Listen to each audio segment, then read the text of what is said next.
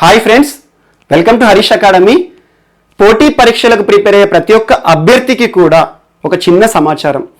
ప్రతిరోజు ఉదయాన్నే మార్నింగ్ మీరు లేవగానే మీ ముందుకు ఒక వీడియోతో ముందుకు వస్తున్నాం. కరెంట్ అఫైర్స్ అన్ని స్థాయిల ఉద్యోగాలకు సంబంధించి పరీక్షకు ప్రిపేర్ అయ్యే ప్రతి ఒక్క అభ్యర్థికి కూడా సులభంగా ఉండాలి.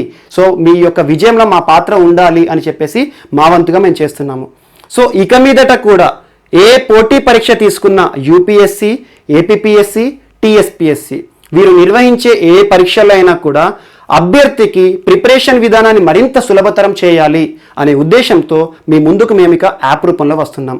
సో రానున్న రోజుల్లో ఇందులో అన్ని సబ్జెక్టులకు సంబంధించి అన్ని పోటీ పరీక్షలకు సంబంధించి వీడియోస్ మీకు ఈ యాప్ ద్వారా ఇస్తాము. సో అభ్యర్థి చేయాల్సిందల్లా ఈ యాప్ని ఇన్స్టాల్ చేసుకోండి. సో ఇప్పటి వరకు మిమ్మల్ని ఏది అడగలేదు. సో ఫస్ట్ టైం మీ యొక్క ప్రోత్సాహం మాకు కావాలి.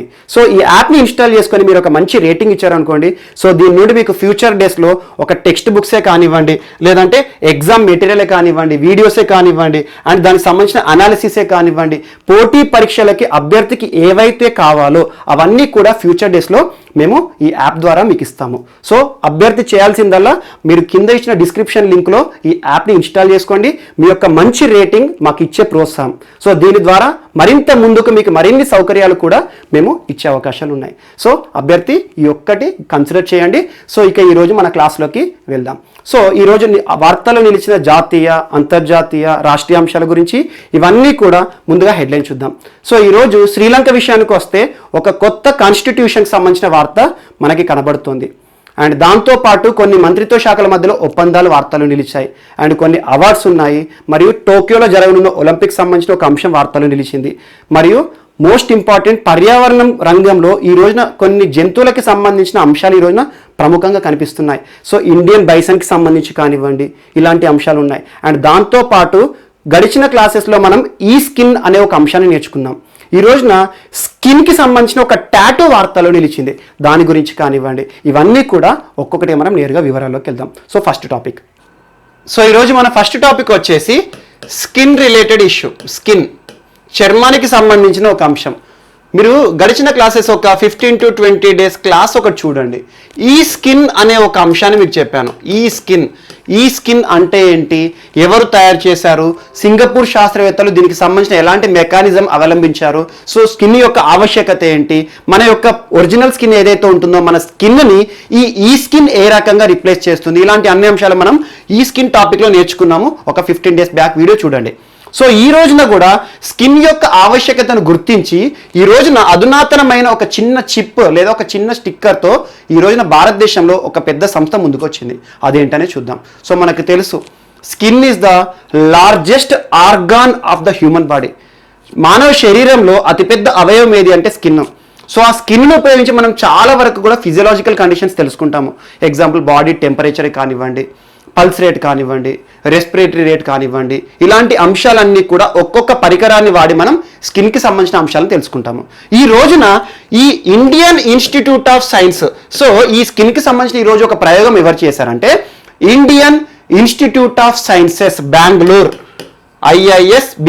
మీరు చూడండి, ఇటీవల కాలంలో QS వరల్డ్ ర్యాంకింగ్సే కానివ్వండి, HRD మినిస్ట్రీ రిలీజ్ చేసే ర్యాంకింగ్సే కానివ్వండి, ఏ ర్యాంకింగ్స్ అయినా కూడా విద్యా సంస్థల విషయంలో టాప్ 5లో కానీ టాప్ 3లో కానీ ఖచ్చితంగా ఇండియన్ ఇన్స్టిట్యూట్ ఆఫ్ సైన్సెస్ సంస్థ ఉంటుంది. ఈ రోజున ఇండియన్ ఇన్స్టిట్యూట్ ఆఫ్ సైన్సెస్ వారు స్కిన్కి సంబంధించి, బెంగళూరు వారు స్కిన్కి సంబంధించి ఒక అధునాతనమైన అంశము, ఒక మోడర్న్ ఒక అంశంతో ముందుకొచ్చారు.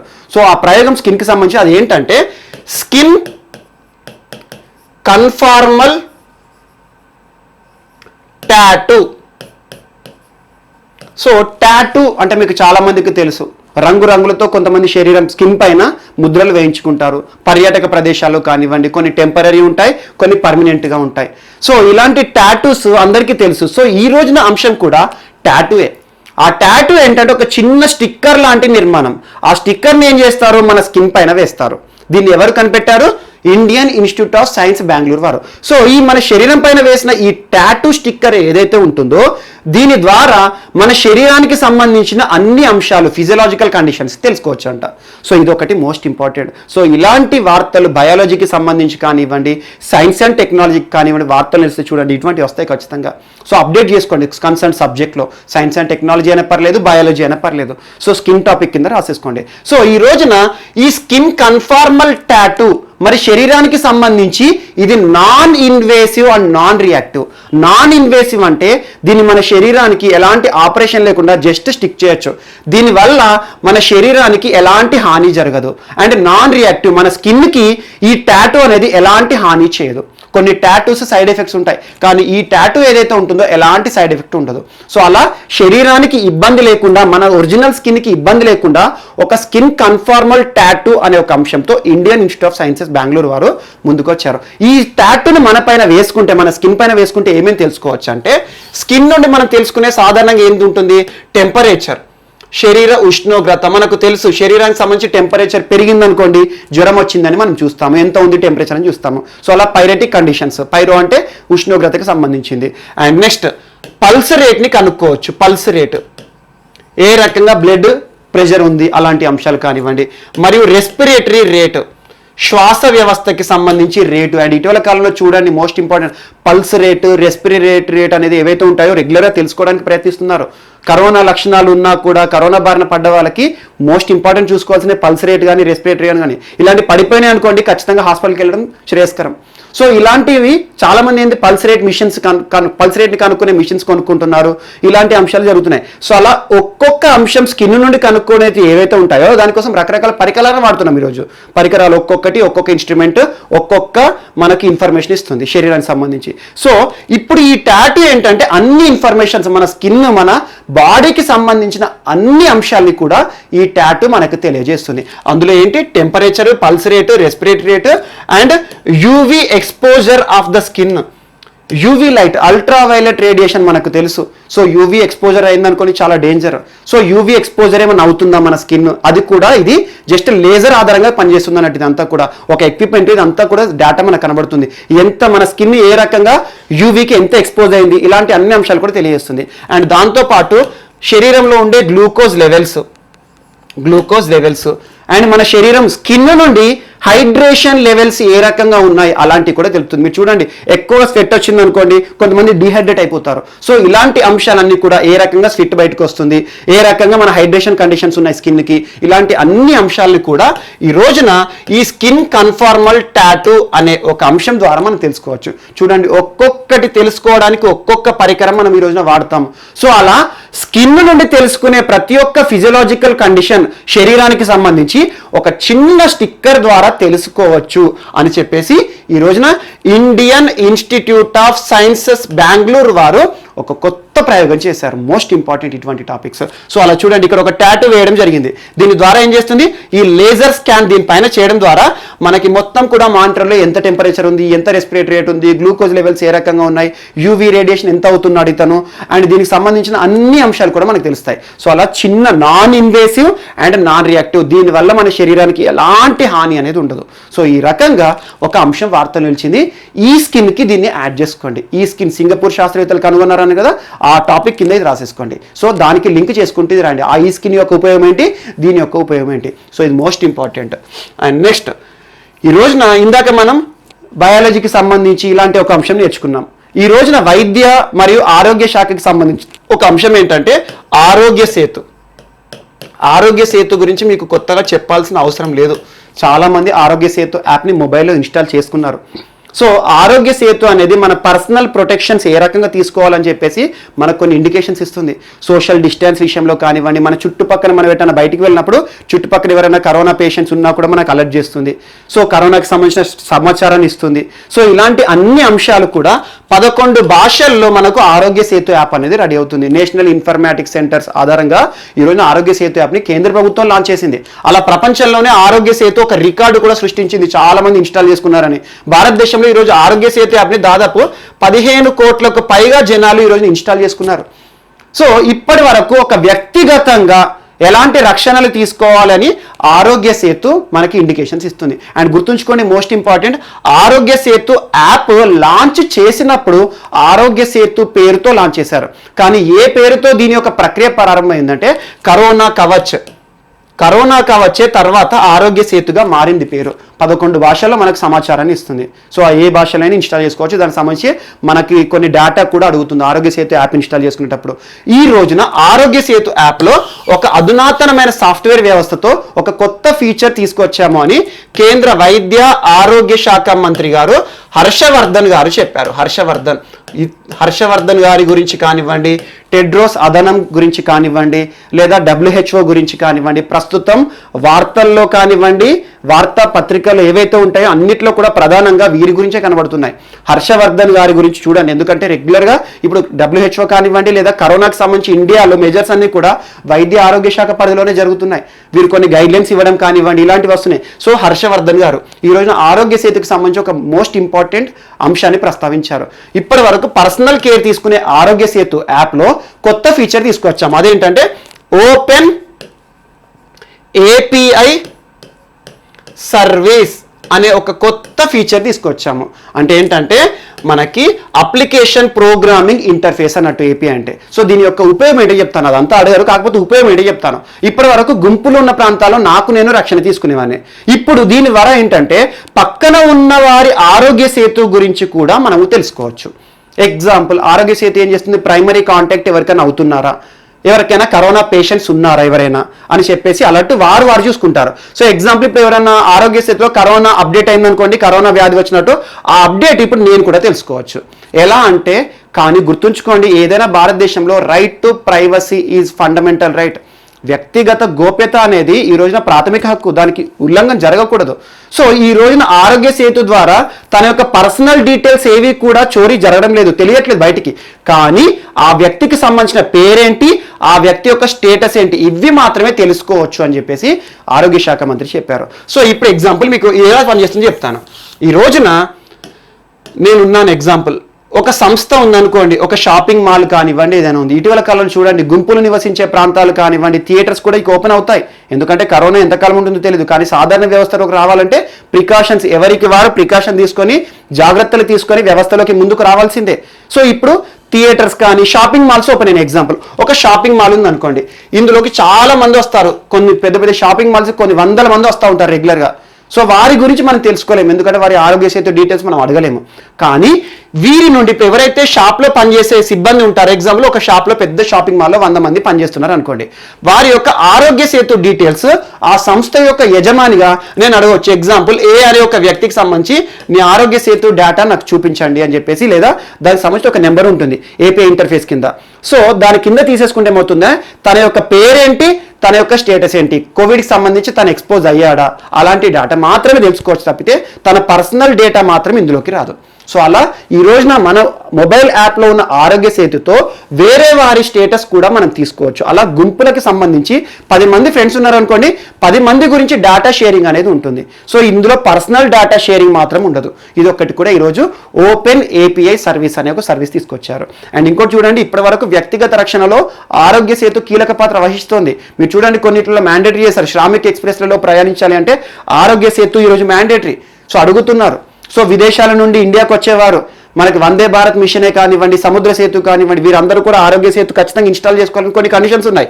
సో అలా వ్యక్తిగత సమాచారం వ్యక్తిగతంగా అలర్ట్ చేసే ఆరోగ్య సేతు ఈ రోజున మన చుట్టుపక్కల ఉండే వ్యక్తులకు సంబంధించి కూడా మనం అలర్ట్ అయ్యే విషయాన్ని కూడా తెలుసుకోవచ్చు. అదొకటి కూడా ఇంపార్టెంట్. అండ్ నెక్స్ట్, ఈ రోజున కేంద్ర వైద్య ఆరోగ్య శాఖ మంత్రి గారికి సంబంధించి ఇంకొక information, FSSAI food safety and security authority of India, మనకి FSSAI సంస్థ ఏదైతే ఉందో ఒక బుక్ని వీళ్ళు తయారు చేశారు, ఒక బుక్ని లాంచ్ చేయడం జరిగింది. వారి ఆధీనంలో ఒక బుక్ను తయారు చేయడం జరిగింది. ఆ FSSAI యొక్క ఒక బుక్ని ఈ రోజున కేంద్ర వైద్య ఆరోగ్య శాఖ మంత్రి గారు లాంచ్ చేశారు. సో ఆ బుక్ పేరు ఏంటంటే eat right India, eat right India. Eat అనగానే మీకు గుర్తుకు రావాలి ఫుడ్ రిలేటెడ్. అందుకే చెప్పాను food safety and security authority of India అని. FSSAI సంస్థ ఎక్కడ కనబడ్డా కూడా అది ఫుడ్ రిలేటెడ్ ఇష్యూస్నే మెన్షన్ చేస్తుంది. సో ఈ రోజున ఒక హ్యాండ్ బుక్, ఒక చిన్న పుస్తకం అన్నట్టు ఇది, ఎవరికైనా కూడా సులభంగా క్యారీ చేసే ఒక వెసులుబాటు ఉంటుంది. సో ఈ రోజున ఈట్ రైట్ ఇండియా అనే ఒక హ్యాండ్ బుక్ని కేంద్ర వైద్య ఆరోగ్య శాఖ మంత్రి గారు రిలీజ్ చేశారు. దీన్ని ఎవరి ఆధీనంలో జరిగింది, దీని యొక్క బుక్ మొత్తం డేటా ఎవరు కంపైల్ చేశారంటే FSSAI. సో ఇందులో ఏముంటుంది అంటే భారతదేశంలో ఫుడ్కి సంబంధించిన సమాచారం అంతా ఉంటుంది. ఎంత ఫుడ్ వేస్ట్ అవుతుంది భారతదేశంలో, ఎంతమంది ప్రజలు ఏ రకమైన ఫుడ్ రిలేటెడ్ ఇష్యూతో బాధపడుతున్నారు, ఇలాంటి సమాచారం అంతా కూడా ఉంటుంది. ఇది ఫుడ్ ఆఫీసర్స్కి కానివ్వండి, ఫుడ్ ఇన్స్పెక్టర్స్ కానివ్వండి, ప్రజలకి కానివ్వండి, అందరికీ కూడా సులభంగా భారతదేశంలో ఫుడ్ రిలేటెడ్ ఇష్యూస్ అన్నీ కూడా తెలుసుకునే విధంగా కంపైల్ చేయడం జరిగింది. ఇది ఒకటి మోస్ట్ ఇంపార్టెంట్ బుక్. ఇటీవల కాలంలో ఫుడ్ రిలేటెడ్ ఒక పుస్తకం వార్తలు నిలిచింది, ఈట్ రైట్ ఇండియా. దీనికి సంబంధించి ఒక ఎగ్జిబిషన్ కూడా కండక్ట్ చేశారు వీళ్ళు. సో ఈట్ రైట్ ఛాలెంజ్ అని చెప్పేసి అందులో చాలా మంది, దాదాపు దేశంలో కొన్ని ప్రాంతాల నుండి 190కి పైగా సిటీల నుండి అధికారులు కానివ్వండి, కొంతమంది ఎవరైతే ఉంటారో అథారిటీస్ అన్ని కూడా పాల్గొన్నారు. సో ఫుడ్కి సంబంధించి అవగాహన చేపట్టి ఒక కార్యక్రమం చేపట్టారు. సో ఎగ్జాంపుల్ ఈ బుక్లో ఏముంటుంది అంటే భారతదేశంలో ఎంతమంది ఫుడ్ రిలేటెడ్ ఇష్యూస్తో బాధపడుతున్నారు. ఎగ్జాంపుల్ చూడండి, 196 మిలియన్ పీపుల్ ఈ రోజున దాదాపు మనకి హంగర్తో బాధపడుతున్నారు, క్రానిక్ హంగర్, ఆకలి కేకలు చూస్తున్నారు. And at the same time 180 million people ఏమో ఒబెసిటీతో బాధపడుతున్నారంట, అదొకటి కానివ్వండి. అండ్ ఆల్మోస్ట్ 47 మిలియన్ చిన్నారులు స్టంటెడ్ గ్రోత్తో బాధపడుతున్నారంట భారతదేశంలో, స్టంటెడ్ గ్రోత్. అండ్ కొంతమంది దాదాపు 25 మిలియన్ పీపుల్ ఏమో ఫుడ్ వేస్ట్తో బాధపడుతున్నారు, ఫుడ్ వేస్ట్ అవ్వడం వల్ల బాధపడుతున్నారంట. అండ్ ఇంకొకటి మోస్ట్ ఇంపార్టెంట్ ఏంటంటే దాదాపు 500 మిలియన్ పీపుల్ ఈ రోజున 500 మిలియన్ పీపుల్ ఈ రోజున ఫుడ్ రిలేటెడ్ ఇష్యూస్ అన్ని విషయాల్లో తీసుకుంటే బాధపడుతున్నారంట. ఇదొకటి కూడా చెప్పారు. ఫుడ్ వేస్ట్ వల్ల కానివ్వండి, లేదా హంగర్ వల్ల కానివ్వండి, లేదా ఒబెసిటీ వల్ల కానివ్వండి, అండ్ ఇలాంటి ఇష్యూస్తో ఈరోజు చాలా వరకు కూడా ఫుడ్ రిలేటెడ్ ఇష్యూస్ అన్నిటిని కూడా మెజర్ చేస్తూ రాయడం జరిగింది. ఇదొకటి కూడా మనకి మోస్ట్ ఇంపార్టెంట్. దాదాపు 500 మిలియన్ పీపుల్ ఏంటంటే మైక్రో న్యూట్రియంట్స్ దొరకక బాధపడుతున్నారంట, ఇలాంటిది కానివ్వండి. మరియు అసలు ఫుడ్ స్కేర్సిటీతో బాధపడే వాళ్ళు 100 మిలియన్ చిన్నారులంట. సో ఇలాంటి అన్ని ఇన్ఫర్మేషన్ ఫుడ్ రిలేటెడ్ డేటా అంతా కూడా సంక్షిప్తపరిచి ఈరోజు FSSAI ఒక పుస్తకాన్ని తీసుకొచ్చింది. దాన్ని ఎవరు లాంచ్ చేశారంటే కేంద్ర వైద్య ఆరోగ్య శాఖ మంత్రి హర్షవర్ధన్ గారు లాంచ్ చేశారు. ఇదొకటి కూడా most important. And next dragon fly. So dragon fly చాలా మందికి మీరు ఉండే ప్రాంతాల్లో చిన్నప్పుడు కానివ్వండి చాలా మంది కూడా దీంతో ఆడుకునే ఉంటారు. ఒక్కొక్క ప్రాంతాల్లో ఒక్కొక్క పేరుతో పిలుస్తారు.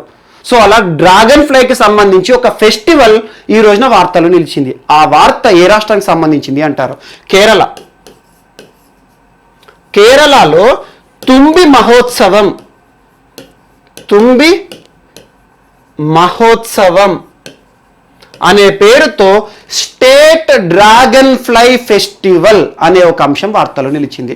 డ్రాగన్ ఫ్లైకి సంబంధించి ఇలాంటి ఫెస్టివల్స్ నేషనల్ లెవెల్లో ఇప్పటివరకు జరిగినాయి, 3 జరిగినాయి. ఎగ్జాంపుల్ చూడండి, ఇప్పుడు కేరళలో జరిగింది, ఎవరు ఆధీనంలో జరిగిందని ఫస్ట్ చెప్తాను. కేరళలో ఈ తుంబి మహోత్సవాన్ని ఎవరు నిర్వహించబోతున్నారు, ఇది ఇంకా జరగలేదు, రానున్న రోజుల్లో ఈ మంత్లో జరుగుతుంది అని చెప్పేసి ఒక వార్త వచ్చింది. ఈ తుంబి మహోత్సవాన్ని ఎవరు జరపబోతున్నారు అంటే ఒకటి సొసైటీ ఫర్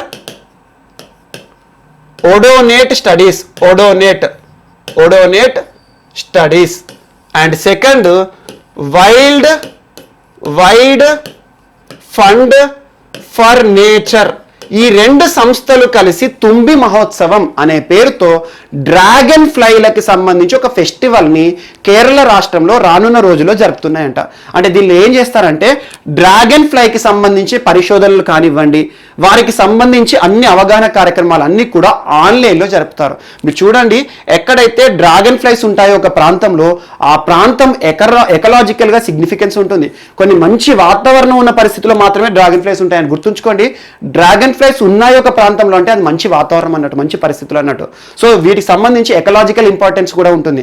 ఇలాంటి డ్రాగన్ ఫ్లైల పైన చాలా మంది ఓడోనేట్ సైంటిస్టులు చాలా మంది కూడా పరిశోధన చేస్తారు. ఓడోనేట్ అంటే ఏంటంటే చిన్న చిన్న క్రిమి కీటకాలు, వీటికి సంబంధించి స్టడీస్ చేస్తారు అన్నట్టు. సో అలా ఓడోనేట్ స్టడీస్ సంబంధించిన శాస్త్రవేత్తలందరూ కూడా ఒక వేదికగా డ్రాగన్ ఫ్లై ఫెస్టివల్లో దీనికి సంబంధించిన పరిశోధనలు చేసే వారందరూ కూడా వర్చువల్గా సమావేశం అవుతారు. దీన్ని ఎవరెవరు నిర్వహించబోతున్నారు అంటారు. So society for odonate studies and second wide fund for nature India state unit, అంటే ఇండియాలో ఉండే వైడ్ ఫండ్ ఎవరైతే ఉంటారో WWF సంస్థ యొక్క ఇండియా యూనిట్, ఈ రెండు కలిసి చేయబోతున్నాయి. అండ్ ఇప్పటి వరకు డ్రాగన్ ఫ్లైకి సంబంధించి నేషనల్ ఫెస్టివల్స్ జరిగినాయి. నేషనల్ ఫెస్టివల్స్ అంటే భారతదేశంలో ఓడోనేట్ సర్వీసెస్ చేసే వాళ్ళు ఎవరైతే ఉంటారో, ఓడోనేట్ సైంటిస్టులు ఎవరైతే ఉంటారో వారందరూ కలిసి ఒక వర్చువల్ సమ్మిట్ ఇటీవల నేషనల్ డ్రాగన్ ఫ్లై ఫెస్టివల్ జరిగింది. నేషనల్ డ్రాగన్ ఫ్లై ఫెస్టివల్ ఎక్కడ జరిగింది అంటే మహారాష్ట్రలో జరిగింది. సో దీన్ని ఎవరు నిర్వహించారంటే ముంబై హిస్టరీ సొసైటీ వారు, మరియు దాంతోపాటు సొసైటీ ఫర్ ఓడోనేట్ స్టడీస్, ఈ రెండు సంస్థలు కలిసి నేషనల్ డ్రాగన్ ఫ్లై ఫెస్టివల్ని ఇటీవల ముంబైలో జరిపాయి. సో ఈ రకంగా డ్రాగన్ ఫ్లైలకు సంబంధించి పరిశోధన కానివ్వండి, ఇలాంటి అన్ని అంశాలు కూడా ఇందులో చర్చిస్తారు. సో ఇదొకటి హిందూ పేపర్లో ఇవ్వడం జరిగింది. మనకి ఓడోనేట్ స్టడీస్ సంబంధించి రెగ్యులర్గా వార్తలు ఇస్తాయి. ఇంతకు ముందు చెప్పినట్టు సొసైటీ ఫర్ ఓడోనేట్ స్టడీస్ అనేది ఏంటంటే ఒక నాన్ ప్రాఫిట్ ఆర్గనైజేషన్. ఇది దేనికి సంబంధించి అంటే డ్రాగన్ ఫ్లైస్ సంబంధించి కానివ్వండి, డెమ్సెల్ ఫ్లైస్ సంబంధించి కానివ్వండి, అలా రకరకాల చిన్న చిన్న జీవులకు సంబంధించి, చిన్న చిన్న ఇన్సెక్ట్స్ సంబంధించి పరిశోధన చేస్తుంది. సో వాటి ఆధ్వర్యంలో తుంబి మహోత్సవం అనే పేరు గుర్తుంచుకోండి. ఒక రాష్ట్రంలో మొట్టమొదటిసారిగా డ్రాగన్ ఫ్లై ఫెస్టివల్ అనేది జరగడం. సో దాన్ని ఏ సంస్థలు చేస్తున్నాయి కేరళలో చూడండి. అండ్ ఇంకోటి ఇటీవల కాలంలో మహారాష్ట్రలో థర్డ్ డ్రాగన్ ఫ్లై ఫెస్టివల్ జరిగింది. నేషనల్ ఫెస్టివల్, అది నేషనల్ ఫెస్టివల్, ఇప్పుడేమో ఇది స్టేట్ ఫెస్టివల్. సో ఈ రకంగా డ్రాగన్ ఫ్లై సంబంధించిన ఒక అంశం కూడా ఈ రోజున వార్తల్లో నిలిచింది. సో ఇలాంటి అంశాలు ఎకలాజీ పరంగా కానివ్వండి, చిన్న చిన్న క్రిమి కీటకాల గురించి కానివ్వండి, లేదా ఎకాలజీ ఎన్విరాన్మెంట్ రిలేటెడ్ ఇష్యూస్లో ఖచ్చితంగా ఇలాంటి బిట్స్ ఖచ్చితంగా వస్తాయి. సో తుమ్మి మహోత్సవం గురించి చూడండి, డెఫినెట్గా ఎగ్జామ్లో అడిగే అవకాశాలు ఉన్నాయి. And next gaur or Indian bison అంటాం, ఇండియన్ బైసన్. సో మీరు చూసే ఉంటారు అడవుల్లో ఉంటాయి ఎక్కువ. ఇది ఎక్కడ అంటే సౌత్ ఈస్ట్ ఏషియాలో దీని యొక్క హ్యాబిటేషన్ ఎక్కువగా ఉంటుంది. సౌత్ ఈస్ట్ ఏషియాలో ఎక్కువ గార్ జనాభాను చూస్తాం. మన భారతదేశంలో గిట్ట చూసారనుకోండి, బందిపూర్ నేషనల్ పార్క్ కానివ్వండి, నాగర్హోల్ నేషనల్ పార్క్ కానివ్వండి, మాసిన్నగుడి నేషనల్ పార్క్ కానివ్వండి, వీటిలలో గార్ జనాభా ఎక్కువగా ఉంటుంది. సో ఇటీవల గార్కి సంబంధించిన వార్తలు రెగ్యులర్గా వార్తల్లో నిలుస్తున్నాయి. మనం చూడండి, ఒక 1 month బ్యాక్ గార్ల పైన జనాభా, గార్లు ఎన్నున్నాయి ప్రస్తుతం భారతదేశంలో, ఈ అడవి దున్నలు సింపుల్గా చెప్పాలంటే ఇవి ఎన్నున్నాయి భారతదేశంలో అని చెప్పేసి ఒక సెన్సస్ కూడా జరిపారు అని చెప్పాను. తమిళనాడు ప్రాంతంలోను, నీలగిరి ప్రాంతంలోను జరిపారు. ఇండియన్ బైసన్స్ ఎన్ని ఉన్నాయని నీలగిరి కొండల్లో అని చెప్పేసి ఆ రిపోర్ట్ మీకు చెప్పాను. భారతదేశంలో ఎన్ని ఉన్నాయి, ఏ రకంగా అంతరించిపోతున్నాయి, వీటి థ్రెట్స్ ఏంటని. సో ఆ సెన్సస్ కూడా చూడండి. ఇప్పుడు దానికి సంబంధించిన ఇండియన్ బైసన్కి సంబంధించి ఒక వార్త ప్రధానంగా కనబడుతోంది. ఇటీవల కాలంలో స్నిఫర్ డాగ్స్ అంటారు. స్నిఫర్ డాగ్స్ అంటే ఏంటంటే పోలీస్ కుక్కలు, ముఖ్యంగా స్నిఫర్ డాగ్స్ని ఎక్కువగా పోలీస్ కుక్కలు అంటాం మనం. సో స్నిఫర్ డాగ్స్ ఏంటి, కొన్ని క్రిమినల్ ఏరియాస్ కానివ్వండి, కొన్ని ప్రాంతాలలో కొన్ని ఆధారాల ద్వారా మొత్తం కూడా డేటా తీసుకొస్తాయి. సో స్నిఫర్ డాగ్స్ సహాయంతో ఇండియన్ గార్ లేదా ఇండియన్ బైసన్ ఏదైతే ఉందో దీనిని ఇటీవల వెస్ట్ బెంగాల్లో వేటగాళ్ళు, పోచర్స్ ఎవరైతే ఉంటారో, పోచింగ్ అంటే ఏంటి, వేటాడేవారు, వేటగాళ్ళు. సో అడవి జంతువులు ఏవైతే ఉంటాయో మాంసం కోసం కానివ్వండి, వాటి నుండి వచ్చే కమర్షియల్ యూజెస్ కోసం కానివ్వండి, వీటిని వేటాడతారు. అందుకోసం సాధారణంగా బాణాలు కానివ్వండి, తుపాకులతో కాలుస్తారు. కానీ ఈ రోజున వార్త ఏంటంటే స్నిఫర్ డాగ్స్ ఏవైతే ఉంటాయో, కుక్కలు, ఆ కుక్కల్ని వాడి వెస్ట్ బెంగాల్లోని కొన్ని ప్రాంతాల్లో బైసన్స్ నివసించే ప్రాంతాలు ఏవైతే ఉంటాయో అక్కడ ఈ పోచర్స్, వేటగాళ్ళు ఎవరైతే ఉంటారో, అక్రమంగా జంతువులను వేటాడే వాళ్ళు స్నిఫర్ డాగ్ సహాయంతో వీటిని వేటాడి చంపేస్తున్నారంట. ఇది ఒకటి వార్తలు నిలిచింది. అండ్ ఇటీవల చూడండి, కేరళలో మనం జస్ట్ 3 days బ్యాక్ గార్లకు సంబంధించి, ఇండియన్ బైసన్ సంబంధించిన ఒక దారుణమైన వార్త మనం చూసాము. కొంతమంది వేటగాళ్ళు ఇండియన్ గార్ ఏదైతే ఉంటుందో, ఇండియన్ బైసన్ ఏదైతే ఉంటుందో, కేరళ ప్రాంతంలో ఒక గర్భం దాల్చిన బైసన్ని ఇటీవల వేటాడి దాన్ని చంపి మీట్ కోసం తిన్నారు. సో అది కూడా వార్తల్లో వచ్చింది. చూడండి, కేరళలో ఇటీవల కాలంలో జంతువుల పైన మ్యాన్ ఎనిమల్ కాన్ఫ్లిక్ట్ అనేది ఎక్కువగా వార్తలు తెలుస్తుంది. ఇటీవల కాలంలో ఒక ఏనుగు చనిపోయింది. మీరు చూసారు, పైనాపిల్ పెట్టేసేసి దాని నోట్లో పేలడం ద్వారా నదిలో కొన్ని రోజుల పాటు నిలబడి చనిపోయింది. అది ఒక చాలా వరకు కూడా భారతదేశంతో పాటు ప్రపంచంలో పర్యావరణవేత్తలు చాలా మంది కూడా చెల్లించారు. అది మనం నేర్చుకున్నాం దాని గురించి. సో ఈ రోజున 2-3 రోజుల కింద కేరళలో ఏంటంటే ఈ బైసన్ పైన దాడులు జరిగాయి. ఒక మీట్ కోసం, జస్ట్ మాంసం కోసము, మరియు దీన్ని వేటాడేసేసి గర్భం దాల్చిన బైసన్ కూడా చంపేశారు. పోలీసులు కూడా అరెస్ట్ చేశారు. సో బైసన్స్ పైన ఇటీవల రెగ్యులర్గా దాడులు జరుగుతున్నాయి. బాస్ గారస్ దీని యొక్క scientific name. Bos gaurus, Bos BOSGAURUS, Bos gaurus ఈ ఇండియన్ బైసన్ యొక్క సైంటిఫిక్ నేమ్. సో ఇటీవల స్నిఫర్ డాగ్ సహాయంతో వీటిని వేటాడుతున్నారు వెస్ట్ బెంగాల్ ప్రాంతంలో. దాంతోపాటు కేరళకు సంబంధించిన ఇన్ఫర్మేషన్ చూసుకోండి, ఇది ఒకటి మోస్ట్ ఇంపార్టెంట్. సో దీన్ని IUCN లిస్ట్లో, IUCN international union for conservation of nature and natural resources, ప్రపంచంలో అంతరించిపోతున్న జీవజాతులకు సంబంధించి ఒక డేటా బుక్ రిలీజ్ చేస్తుంది అని మనం తరచూ చూస్తున్నాం. ఇందులో దీని యొక్క కేటగిరీ ఏంటంటే వల్నరబుల్ కేటగిరీలో ఉంది. And next, Indian wild life act, భారతదేశంలో వన్యప్రాణి సంరక్షణ చట్టం ఉంటుంది కదా, 1972, దీని గురించి కూడా మీకు తరచూ చెప్తున్నాను. ఇందులో షెడ్యూల్ 1లో ఇండియన్ బైసన్ అనేది ఉంది. అండ్ ఇది ఏంటంటే tallest Animal of wild cat వర్గానికి సంబంధించినవి ఏవైతే ఉంటాయో అందులో టాలెస్ట్ ఎనిమల్ ఇది. సో బైసన్కి సంబంధించి ఇలాంటి దాడులు కానివ్వండి, ఏమైనా ఇన్ఫర్మేషన్ ఉంటే ఖచ్చితంగా చూడండి. ఎలిఫెంట్స్ సంబంధించి, ఇప్పుడు నెక్స్ట్ టాపిక్ మీకు ఎలిఫెంట్స్ గురించి చెప్తాను. సో జంతువులకు సంబంధించి దాడులు కానివ్వండి, జంతువులకు సంబంధించి సెన్సస్, బైసన్కి సంబంధించి ఇటీవల చేసిన సెన్సస్, నీలగిరి ప్రాంతాల్లో ఎన్ని ఉన్నాయి, ఎన్ని వందలు ఉన్నాయి, ఏ రకంగా చనిపోతున్నాయి అనంతా చెప్పాను, దానికి డేటా యాడ్ చేసుకోండి. సో ఇండియన్ బైసన్ ఈ రోజున పోచర్స్ చేతిలో అంతం అవుతున్నాయి అని చెప్పేసి ఒక వార్త నిలిచింది. సో ఇప్పటికీ కూడా ఈ గార్ల జనాభా పైన చాలా వరకు ప్రభావం చూపిస్తున్న కొన్ని సందర్భాలు ఉన్నాయి. ఎగ్జాంపుల్, వీటి యొక్క హ్యాబిటేషన్ లాస్, నివసించే ఆవాసాలు మొత్తం కూడా కనుమరుగైపోతున్నాయి. కొన్ని అభివృద్ధి కార్యక్రమాల్లో భాగంగా ప్రభుత్వం చేసే కార్యక్రమాల్లో ఇవి నివసించే ప్రాంతాలు పోతున్నాయి, అడవి దున్నలు. అండ్ దాంతోపాటు గ్రాస్ ల్యాండ్స్, ఇవి తినడానికి గడ్డి కానీ ఏదైతే ఉంటుందో అవి అన్నీ కూడా వాతావరణ మార్పు ద్వారా ఎండిపోవడం అలాంటివి కానివ్వండి.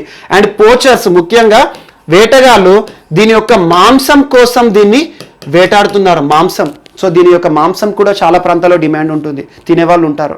సో మాంసం కోసం చంపేస్తున్నారు.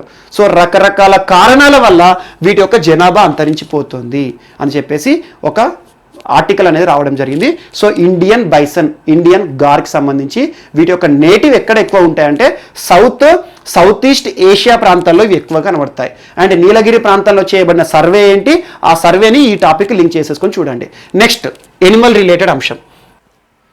సో ఖచ్చితంగా పోటీ పరీక్షల్లో ఎనిమల్ రిలేటెడ్ ఇష్యూస్ కానివ్వండి, ప్లాంట్ రిలేటెడ్ ఇష్యూస్ కానివ్వండి, ముఖ్యంగా ఏవైనా అంతరించిపోతున్న జీవజాతులు కానివ్వండి, వార్తలు నిలుస్తున్న ఎనిమల్స్, ఇందాక మీకు చెప్పాను ఇండియన్ బైసన్, గార్గన్ ఇచ్చి కానివ్వండి, లేకపోతే దానికి సంబంధించిన సర్వే కానివ్వండి, డ్రాగన్ ఫ్లైకి సంబంధించిన ఒక ఆన్లైన్ సమ్మిట్ విషయం కానివ్వండి, ఇలాంటివి ఏమన్నా వార్తాపత్రికలో కనబడ్డా, ఏదైనా న్యూస్ వచ్చినా ఖచ్చితంగా కలెక్ట్ చేసుకోండి, ఎగ్జామ్లో అడుగుతారు. ఇటీవల మనం చూసాము ఆగస్టు 12 వరల్డ్ ఎలిఫెంట్ డేని సందర్భంగా మనం మ్యాన్ ఎనిమల్ కాన్ఫ్లిక్ట్ విషయంలో ఎన్ని ఏనుగులు చనిపోతున్నాయి, ఎంతమంది మనుషులు చనిపోతున్నారని కేంద్ర పర్యావరణ శాఖ మంత్రి వారు రిలీజ్ చేసిన రిపోర్ట్ చూసాము. అదంతా మనం నేర్చుకున్నాం. ఈ రోజున వరల్డ్ ఎనిమల్ ప్రొటెక్షన్ అనే ఒక సంస్థ ఎలిఫెంట్స్ నాట్ కమోడిటీస్ అనే పేరుతో ఒక జర్నల్ పబ్లిష్ చేసింది. అందులో దాదాపు భారతదేశంలో 200 ఏనుగులు సివియర్ ఇన్అడక్వేట్ పొజిషన్లో ఉన్నాయంట, అంటే చాలా వరకు ఇబ్బందులను ఎదుర్కొంటున్నాయి అని చెప్పేసి ఒక రిపోర్ట్ని ఇవ్వడం జరిగింది. సో ఇలాంటి డేటా కానివ్వండి, సో ఇక్కడ జస్ట్ పేరు చూసుకోండి, ఏ సంస్థ ఇస్తుంది, ఎలాంటివి ఇస్తుంది, దానిలో ఎలాంటి అంశాలు అని చెప్పేసి ఇటువంటి వార్తలు ఇస్తే ఖచ్చితంగా చూడండి.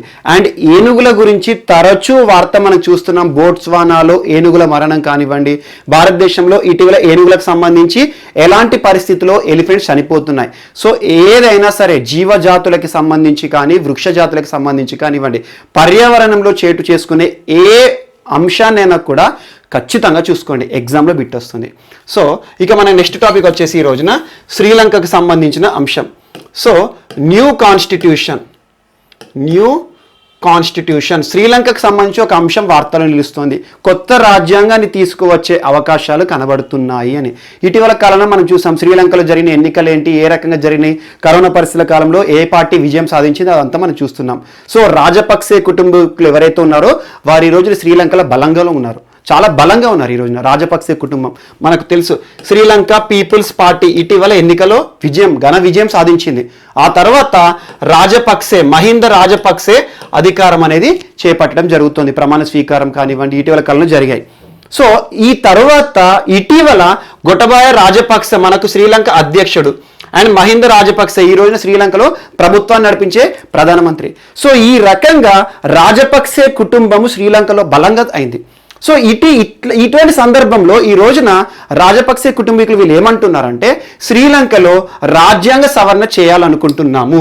2015లో శ్రీలంకలో 19వ రాజ్యాంగ సవరణ ద్వారా, చట్టం ద్వారా, 19th అమెండ్మెంట్ ద్వారా శ్రీలంకలో కొన్ని అంశాలు ఉన్నాయి. శ్రీలంకలో బేసిక్గా చూసుకుంటే ప్రెసిడెన్షియల్ ఫార్మ్ ఆఫ్ గవర్నమెంట్ ఉంటుంది ఎక్కువగా. కానీ ప్రెసిడెన్షియల్ ఫామ్కి సంబంధించి కొన్ని అధికారాలను తగ్గించి పార్లమెంట్కి అధికారాలను పెంచడం జరిగింది. ఎట్ ద సేమ్ టైం ప్రెసిడెంట్కి అధికారాలు ఇస్తూనే పార్లమెంట్కి సంబంధించిన అధికారాలు పెంచడం జరిగింది. అలా 19th అమెండ్మెంట్ అనేది 2015లో చోటు చేసుకుంది.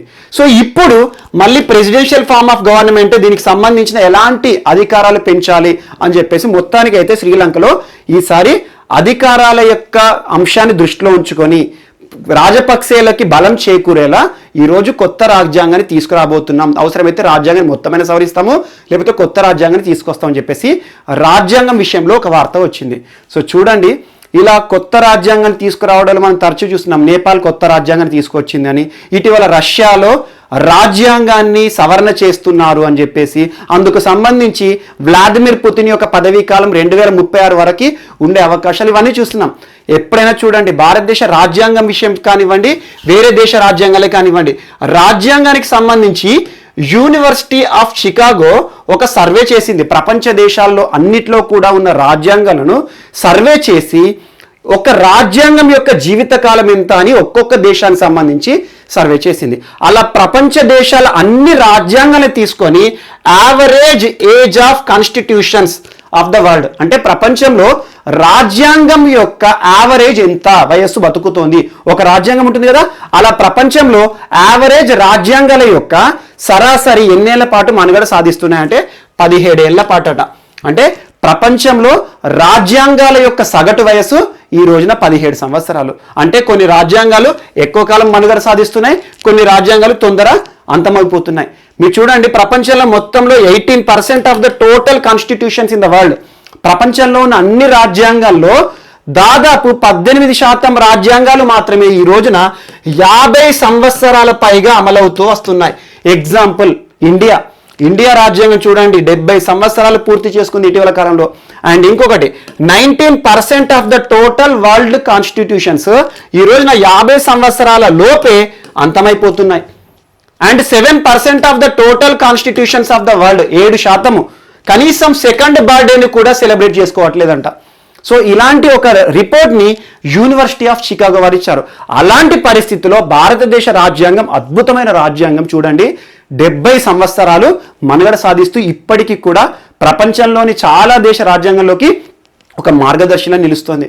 సో ఇంత పెద్ద ప్రజాస్వామ్య దేశంలో భారతదేశ రాజ్యాంగానికి సందర్భంగా మనం రాజ్యాంగం అమల్లోకి వచ్చినప్పుడు ఐవర్ జెన్నింగ్స్ ఒక మాట చెప్పారు, this is two long, two rigid అని చెప్పేసి భారతదేశం రాజ్యాంగం యొక్క స్టేట్మెంట్ ఒక నెగిటివ్గా ఇచ్చాడు.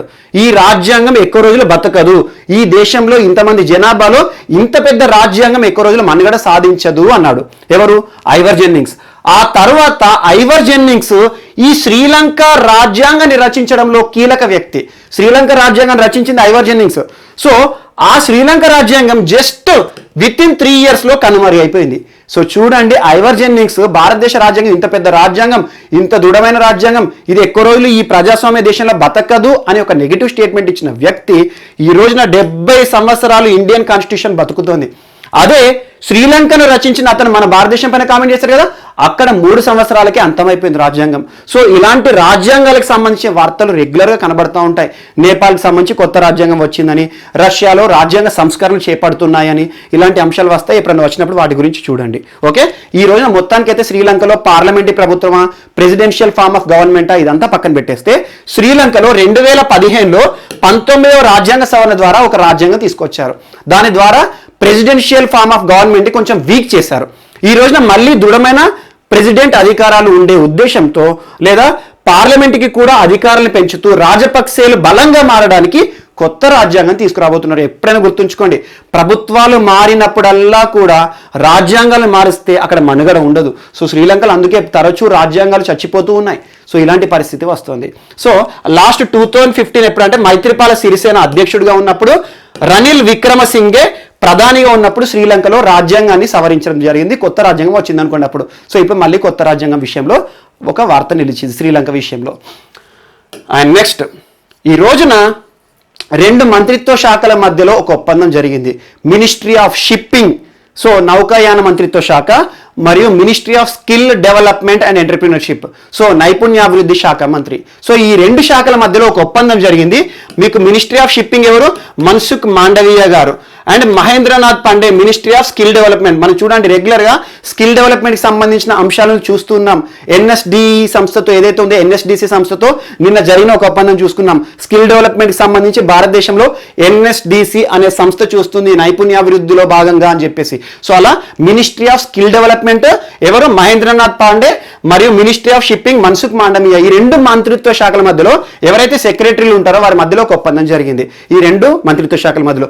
ఎందుకు అంటే నౌకాయాన రంగం ఏదైతే ఉంటుందో, మినిస్ట్రీ ఆఫ్ షిప్పింగ్ పరిధిలో వచ్చే కొత్త పోర్టు వ్యవస్థలు కానివ్వండి, కొత్త షిప్పింగ్ వ్యవస్థలు కానివ్వండి, వీటిలో చేరే యువత ఎవరైతే ఉంటారో వారికి నైపుణ్యాభివృద్ధి శిక్షణ ఇచ్చే విధంగా మినిస్ట్రీ ఆఫ్ స్కిల్ డెవలప్మెంట్తో ఒక ఒప్పందం విషయం ఈ రోజున వార్తలు నిలిచింది. సో అలా 2 మంత్రిత్వ శాఖల మధ్యలో ఏంటి ఉద్దేశం అంటే, aimed at skilling and reskilling, up skilling countries youth in shipping sector. ఇంతకుముందు చెప్పింది. సో నౌకాయాన రంగంలో యువతకి నైపుణ్యాభివృద్ధి కలిగజేసే విధంగా ఎలాంటి ట్రైనింగ్ కార్యక్రమాలైనా ఏవైనా ఇచ్చే విధంగా, యువతను నౌకాయానం వైపు ఆకర్షించే విధంగా ఒక నైపుణ్యాభివృద్ధి శిక్షణలు తయారు చేయండి అని చెప్పేసి 2 మంత్రిత్వ శాఖల మధ్యలో ఈ రోజున ఒక ఒప్పందం అనేది జరిగింది. ఇది ఒకటి కూడా మిస్లీనియస్ యాడ్ చేసుకోండి. అండ్ నెక్స్ట్, ఈ రోజున jute, golden fibre of India అంటారు. మీరు చూడండి, గోల్డెన్ ఫైబర్ ఆఫ్ ఇండియా ముఖ్యంగా భారతదేశంలో జ్యూట్ క్రాప్ వచ్చేసి ఎక్కువగా వెస్ట్ బెంగాల్లో ఉంటుంది అండ్ బంగ్లాదేశ్. సింపుల్ చెప్పాలంటే బెంగాల్ బెల్ట్ మొత్తం కూడా జ్యూట్లో ప్రపంచంలోనే మోనోపోలి అనుకోండి. జ్యూట్, గోల్డెన్ ఫైబర్ అంటే మనం జనపనార అంటాము చూడండి, జనప సంచులు అంటాము. సో జ్యూట్ ఎక్కువగా పండేది గంగా నది, హుగ్లీ నది పరివాహక ప్రాంతంలో జ్యూట్ ఎక్కువగా పండుతుంది. చూడండి, ఆ ప్రాంతంలో రైతులు ఎక్కువ, మన దగ్గర రైతులు కదా, వరి పైన, ఉత్తర భారతదేశంలో గోధుమల పైన ఆధారపడ్డట్టే జ్యూట్ పైన ఆధారపడే రైతులు ఎక్కువగా వెస్ట్ బెంగాల్ ప్రాంతాల్లో ఉంటారు. అండ్ ఆ బెల్ట్ ఏదైతే ఉంటుందో బీహార్ కానివ్వండి, ఈ పరిసర ప్రాంతాల్లో కొంతవరకు జ్యూట్ ఉంటుంది. కానీ హుగ్లీ నది పరివాహిక ప్రాంతం మొత్తం ఏదైతే ఉంటుందో అది జ్యూట్కి famous. So golden fibre of India అంటే జ్యూట్. ఆ జ్యూట్ విషయంలో ఈ రోజున ఒక ఒప్పందం జరిగింది 2 మంత్రిత్వ శాఖల మధ్యలో. సో మినిస్ట్రీ ఆఫ్ టెక్స్టైల్స్, ప్రస్తుతం మినిస్ట్రీ ఆఫ్ టెక్స్టైల్స్ ఎవరు అంటారు, స్మృతి ఇరానీ జుబిన్. సో స్మృతి జుబిన్, మనకి ఎవరైతే ఉందో స్మృతి ఇరానీ అంటాం, స్మృతి ఇరానీ గారు మంత్రిగా ఉన్నారు మినిస్ట్రీ ఆఫ్ టెక్స్టైల్స్కి. మరి ministry of agriculture Narendra Singh Tomar, వీరిద్దరి మధ్యలో ఒక ఒప్పందం జరిగింది. ఆ సంస్థలు ఏంటంటే ముఖ్యంగా మనకి jute corporation of India and national seeds corporation. So jute corporation of India మరియు నేషనల్ సీడ్ కార్పొరేషన్ ఏదైతే ఉంటుందో వీటి మధ్యలో ఒక ఒప్పందం జరిగింది. సో జ్యూట్ని పండించడానికి నాణ్యమైన విత్తనాలను సరఫరా చేయాలి. ఆ విత్తన సరఫరా ఎక్కడ ఉంటుంది, మినిస్ట్రీ ఆఫ్ అగ్రికల్చర్ పరిధిలో ఉంటుంది. ఎందుకంటే వ్యవసాయానికి సంబంధించిన విత్తనాలే కానివ్వండి, పోషణ బాధ్యతలు కానివ్వండి, ఎరువులు కానివ్వండి, అన్ని కూడా మినిస్ట్రీ ఆఫ్ అగ్రికల్చర్ భాగంలో ఉంటాయి. సో అందులో భాగంగా ఈ మినిస్ట్రీ ఆఫ్ అగ్రికల్చర్ కింద నాణ్యమైన విత్తనాలను ఈరోజు జూట్ ఫైబర్ పండించడానికి ఆ జూట్ పైన ఆధారపడ్డ రైతులకి ఇవ్వండి అని చెప్పేసి మినిస్ట్రీ ఆఫ్ టెక్స్టైల్స్. సో ఈ రోజున టెక్స్టైల్ మంత్రిత్వ శాఖ స్మృతి ఇరానీ గారితో ఒక ఒప్పందం జరిగింది. ఇది ఒకటి ఇంపార్టెంట్. MOU అంటే memorandum of understanding to provide certified good quality seeds to jute farmers in the year 2021 to 2022. రానున్న సంవత్సరాల్లో 2-3 పాటు నాణ్యమైన జూట్ విత్తనాలను రైతులకు ఇవ్వండి. ఎందుకంటే అగ్రికల్చర్ మినిస్ట్రీ రైతు ఎవరైతే ఇస్తారో ఆ విత్తనాలు నాణ్యంగా ఉంటే వచ్చిన జూట్ ద్వారా టెక్స్టైల్ పరిశ్రమ ఆధారపడి ఉంటుంది. సో 2 మంత్రిత్వ శాఖల మధ్యలో ఒక ఒప్పందం. చూడండి, తరచూ 2-3 మంత్రిత్వ శాఖల మధ్యలో ఒప్పందం జరుగుతాయి. ఇందాక మీకు చెప్పాను, ministry of shipping, ministry of skill development అని చెప్పేసి. అలాగే ఇటీవల కాలం చూడండి, ministry of food processing, ministry of railways, ministry of agriculture విషయంలో, కిన్నోవా ఫ్రూట్ విషయంలో జరిగింది. అలా మంత్రిత్వ శాఖల మధ్యలో ఒప్పందాలు తరచూ జరుగుతాయి. ఎందుకంటే ఒక శాఖ మొత్తం కూడా ఒక మంత్రి చేతిలో ఉంటుంది. ఆ శాఖకి సంబంధించిన ఉత్పత్తి కానివ్వండి, రా మెటీరియల్ కానివ్వండి, వేరే శాఖ ఆధారపడి ఉంటుంది దీనిపైన. సో అలా రెండింటి మధ్యలో ఒక ఒప్పందం అనేది చోటు చేసుకుంటాయి. అలా ఈ 2 శాఖల మధ్యలో జూట్ విషయంలో ఒక ఒప్పందం జరిగింది. విత్తనాలు సప్లై చేయమని చెప్పేసి ఆ కార్పొరేషన్స్ ఏంటంటే jute corporation of India and national seeds corporation మధ్యలో ఒక ఒప్పందం. సో ఇదొకటి కూడా చూడండి. And next Uttar Pradesh. మీకు ఉత్తరప్రదేశ్ రాష్ట్రంలో బుందేల్ఖండ్ అనే ఒక ప్రాంతం ఉంటుంది. చాలా వరకు కూడా వాటర్ స్కేర్సిటీ ఉంటుంది. నీటి విషయంలో చాలా వరకు కూడా ఇబ్బందులు ఎదుర్కొంటున్న ప్రాంతం బుందేల్ఖండ్.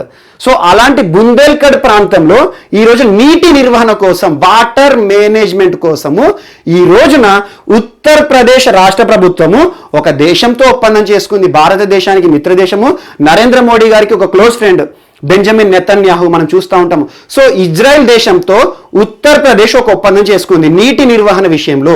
ఏ రకంగా నీటి నిర్వహణ చేయాలి, రానున్న 3 ఏళ్ల పాటు ఎలాంటి నిధులు సరఫరా చేస్తారు, వాళ్ళ యొక్క టెక్నిక్స్ ఏంటి. అండ్ చూడండి, ఇజ్రాయిల్లో చాలా వరకు కూడా ఒక అధునాతనమైన పద్ధతుల్లో వ్యవసాయాలు కానివ్వండి, నీటి నిర్వహణ ఉంటుంది. చూడండి, ఇజ్రాయిల్లో మీకు కిబుట్స్ వ్యవసాయం అంటారు. కిబుట్స్ సహకార వ్యవసాయానికి పెట్టింది పేరు ఇజ్రాయెల్. సో అక్కడ చిన్న చిన్న కమతాలు ఉంటే ఏం చేస్తారంటే ప్రభుత్వం అండర్ కంట్రోల్లోకి వచ్చేసి ఆ కమతాలు మొత్తం ల్యాండ్స్ అన్నింటినీ కూడా ఒక పెద్ద కమతంగా మార్చి, మీరు ఒక్కసారి ఇజ్రాయెల్ ఫార్మింగ్ అని కొట్టండి, హెలికాప్టర్లు, చిన్న చిన్న చాపర్స్ సహాయంతో ఎరువులు వేస్తారు. పురుగుల మందు చల్లడానికి మనం చిన్న చిన్నగా ఎక్విప్మెంట్స్ వాడతాం, కానీ వాళ్ళు హెలికాప్టర్ల సహాయంతో పురుగుల మందును చల్లుతారు. సో అలా అత్యంత అధునాతనమైన పద్ధతులు వ్యవసాయం విషయంలో, నీటి విషయంలో మనకి ఇజ్రాయెల్ చాలా ముందుంది ప్రపంచ దేశాల్లో. అలా వ్యవసాయం విషయం డ్రాట్ ప్రాంతాల్లో, ఎడారి ప్రాంతాల్లో కూడా వారు పండించే రకాలు, మనకు వ్యవసాయ పంటలు పండించే రకాలు ఈరోజు ఇజ్రాయెల్ అంత అధునాతనమైన టెక్నాలజీ ఉంది. సో అలాంటి దేశంతో ఈ రోజున ఉత్తరప్రదేశ్ రాష్ట్ర ప్రభుత్వం ఒప్పందం చేసుకుంది. ఏంటి, ఏ విషయంలో? రానున్న 3-4 ఏళ్ల పాటు బుందేల్ఖండ్ ప్రాంతం ఏదైతే ఉంటుందో ఆ ప్రాంతంలో నీటి నిర్వహణకు సంబంధించిన టెక్నిక్స్ కానివ్వండి, దానికి సంబంధించిన అన్ని కార్యక్రమాలు కూడా చేపట్టాలి. ఆ ఉద్దేశంతో ఒక ఒప్పందం జరిగింది ఉత్తరప్రదేశ్కి, ఇజ్రాయెల్కి. అండ్ చూడండి, ఉత్తరప్రదేశ్ తరచూ వార్తలు నిలుస్తుంది, దానికి ఇది ఒకటి యాడ్ చేసుకోండి. అండ్ ఈ రోజున ఇంకొక అంశం ఏంటంటే ఇజ్రాయెల్కి భారత్కి మధ్యలో ఇటీవల ఇంకొక ఒప్పందం, కల్చరల్ రిలేషన్ ఒక ఒప్పందం జరిగింది. దాన్ని ఇక్కడ యాడ్ చేశాను. India Israel sign cultural agreement.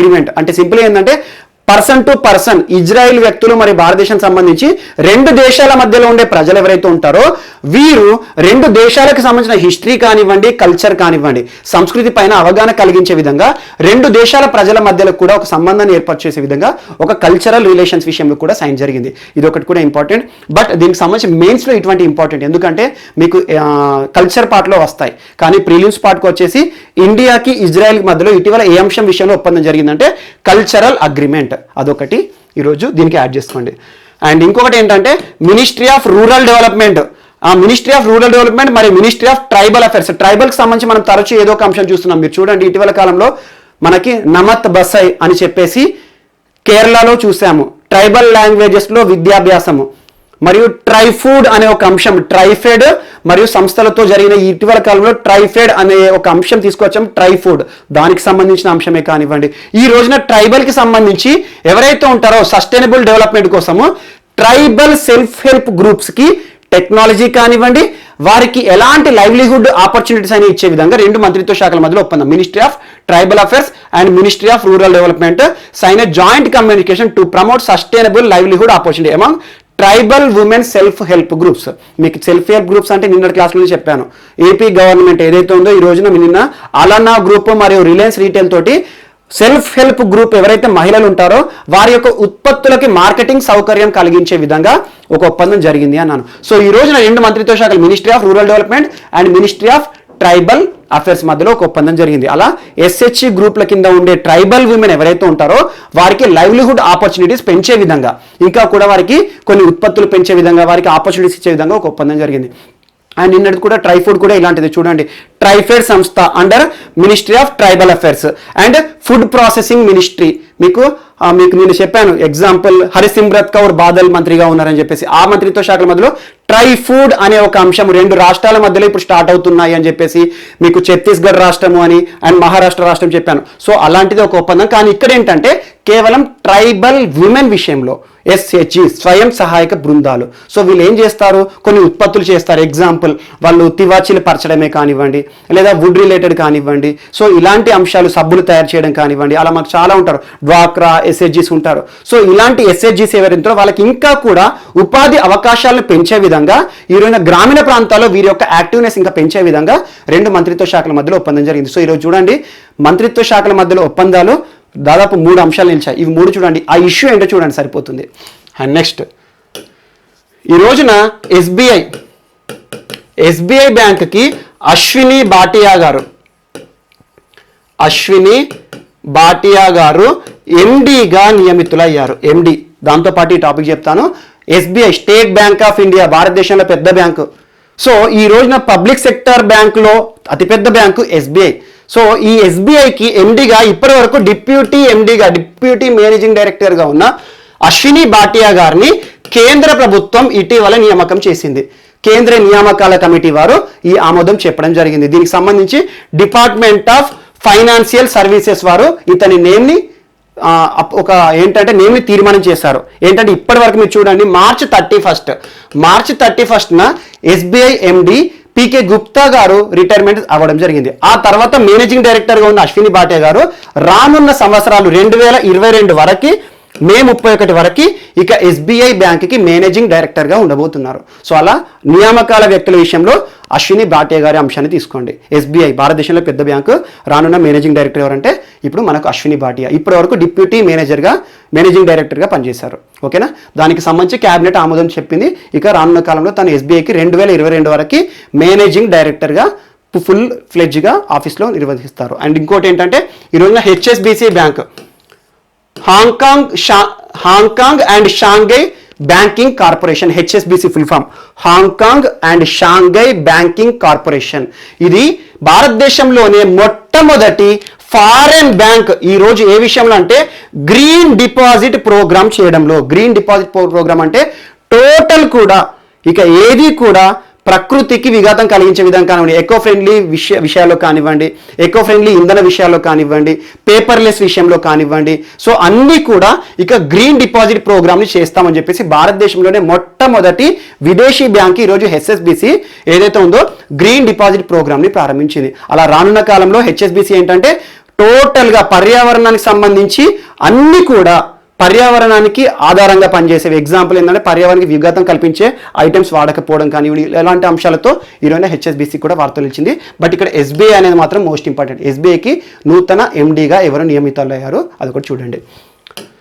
And next ఈ రోజున ఇండియాస్ మోస్ట్ డిజైరబుల్ డ్యూడ్స్ అంటే ఏంటంటే భారతదేశంలో జనాలకి ఎక్కువ ఇష్టపడుతున్నారు. సింపుల్ చెప్పాలంటే ఒక టైమ్స్ ఆఫ్ ఇండియా ఒక సర్వే చేసింది. టైమ్స్ ఆఫ్ ఇండియా మనకు తెలుసు, రెగ్యులర్గా చూస్తాం టైమ్స్ ఆఫ్ ఇండియాకి సంబంధించిన పత్రికలు కానివ్వండి.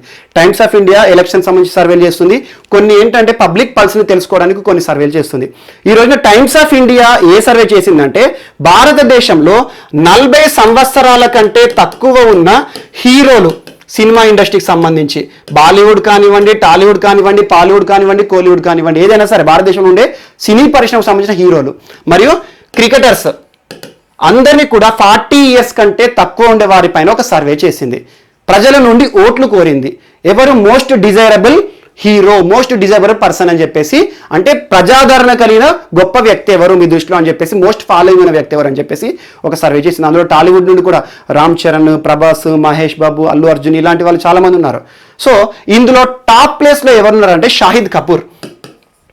సో షాహిద్ కపూర్ ఏంటంటే India's most desirable persons by audience poll, అంటే ఆడియన్స్ యొక్క ప్రజల యొక్క ఓటింగ్ ఆధారంగా ఎక్కువ మంది యువత ఫాలో అవుతున్న హీరో ఎవరంటే ఈ రోజున మనకి షాహిద్ కపూర్. సెకండ్ ప్లేస్లో రణ్వీర్ సింగ్ గారు ఉన్నారు.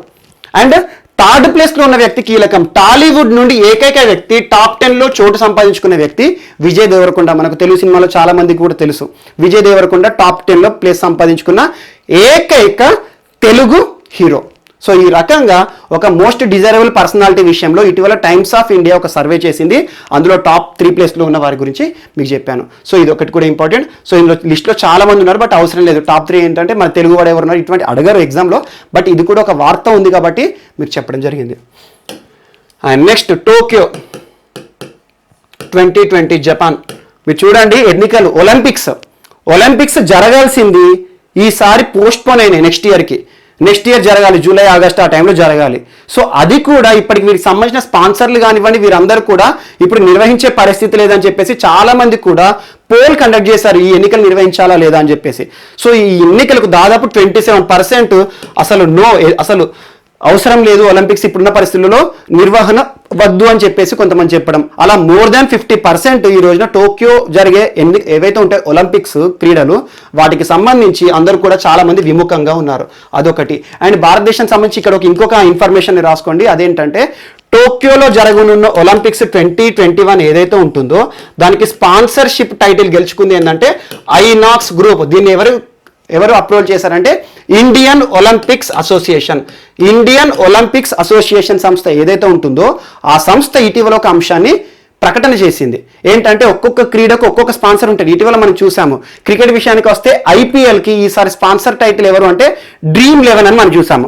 ఈ రోజున ఒలింపిక్స్లో ఆడే అథ్లెటిక్స్ టీమ్స్ కానివ్వండి ఇవన్నీ ఉంటాయి కదా టీమ్స్, అలా ఒలింపిక్స్కి వెళ్ళే భారతదేశ జట్టు ఏదైతే ఉంటుందో దీనికి స్పాన్సర్షిప్ ఎవరు అంటే ఐనాక్స్ గ్రూప్ అని చెప్పేసి ఎవరు ప్రకటించారు? Indian Olympics association. So Olympics సంబంధించి కంప్లీట్ నియంత్రణ చేసి సూపర్వైజ్ చేసే సంస్థ ఈరోజు ప్రకటించడం జరిగింది. ఇది ఒకటి కూడా దీనికి యాడ్ చేసుకోండి. అండ్ నెక్స్ట్ గోపాలస్వామి కస్తూరి రంగన్. ఈరోజు వార్తల్లో నిలిచిన చనిపోయిన వ్యక్తి గోపాలస్వామి అయ్యంగార్ కస్తూరి రంగన్.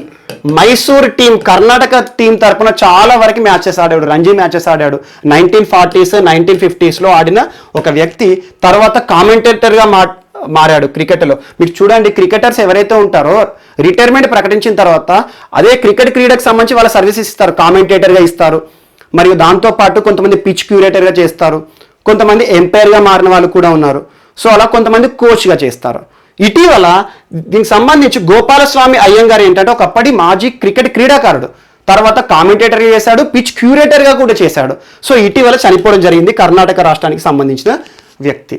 అండ్ క్రికెట్కి సంబంధించి ఇంకొక న్యూస్ ఏంటంటే Cameron white, Australia opener Cameron white. చాలా మంది క్రికెట్ చూసే వాళ్ళు తెలుసు, యంగ్ క్రికెటరే. సో ఇటీవల Cameron white Australia cricketer opener retirement ప్రకటించడం జరిగింది. రిటైర్మెంట్ ప్రకటించడం జరిగింది క్యామరూన్ వైట్. ఇక అన్ని రకాల అంతర్జాతీయ క్రికెట్ నుండి వైదొలుగుతున్నట్లుగా ప్రకటించడం జరిగింది. ఇక పైన కోచ్ పైన కాన్సన్ట్రేట్ చేస్తాను, కోచింగ్ ఇవ్వడం పైన ఒక అఫీషియల్గా కోచ్గా నియామకం పైన దృష్టి పెడతానని చెప్పేసి చెప్పడం జరిగింది. ఇది ఒకటి కూడా ఇంపార్టెంట్. అండ్ ఇటీవల కాలం చూడండి ధోని అండ్ సురేష్ రైనా ఇద్దరు రిటైర్మెంట్ ఇచ్చిన తర్వాత భారతదేశ ప్రధాని ఇద్దరికి కూడా స్వయంగా లేఖలు రాయడం జరిగింది. అది కూడా చాలా వరకు ప్రాముఖ్యత సంతరించుకుంది. సో చూడండి భారతదేశంలో క్రికెట్కి ఉన్న ఆదరణ ఏ క్రీడకి కూడా ఉండదు. అలా చూడండి క్రికెట్కి సంబంధించి బిట్స్ కూడా చాలా వస్తాయి. దానిలో ఉండే పిచ్కి సంబంధించి లెంత్ కానివ్వండి, స్టాక్ జీకే చూసేసుకోండి, దానికి సంబంధించి ఎలాంటి కప్స్ ఉంటాయి, కొన్ని కప్స్ మనకు తెలియవు. అండ్ క్రికెట్కి సంబంధించి పదజాలం అడుగుతారు, స్లిప్ అంటే ఏంటి, రివర్స్ స్వింగ్ అంటే ఏంటి, ఇలాంటి టర్మినాలజీ ఏ క్రీడకి సంబంధించిన ఇలాంటివి కూడా అడుగుతారు. సో అలా క్రీడకు సంబంధించిన సమాచారం ఈ రోజున వార్తల్లో ఉంది. అండ్ నెక్స్ట్ ఈ రోజున లాస్ట్ టాపిక్ ఒక అవార్డుకి సంబంధించింది. అదేంటంటే గ్లోబల్ జీన్ అనే సంస్థ భారతదేశానికి మరియు బ్రిటన్ కేంద్రంగా పనిచేస్తున్న ఒక సంస్థకి ఈ రోజున ఒక అరుదైన పురస్కారం వచ్చింది. స్టార్ ట్రెక్ రాడెన్బరీ అనే ఒక పురస్కారం వచ్చింది. భారతదేశంలో ముంబాయి మరియు కేంబ్రిడ్జ్ కేంద్రంగా పనిచేస్తుంది. ముంబైలో ఉంది సంస్థ.